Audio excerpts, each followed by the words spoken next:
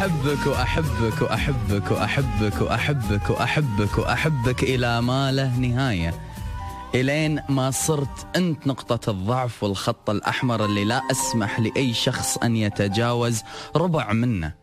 طريق لو انطرى قدامي أسمع بإنصات، وحتى لو في شخص بعيونه بين أنه هو مو حابك، لأعلن إلغاءه من عالمي، لأني كذي أناني فيك وأحبك حب التملك، واللي كثير من الناس يشوفونه بأنه عبارة عن نقطة سلبية.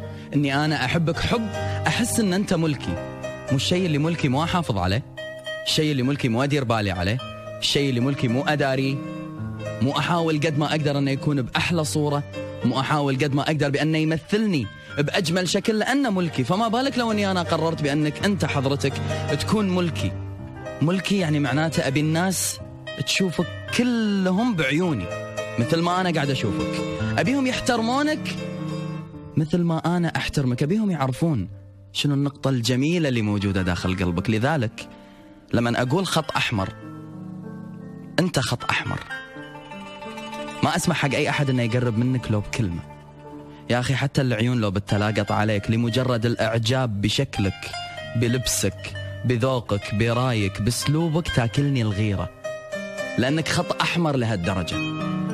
أشوف بعيونك شيء ما أشوفه بعيون كل الناس اللي حواليني. ليش صرت خط أحمر؟ لأن أنت قررت أنك تبي هذه المكانة في حياتك.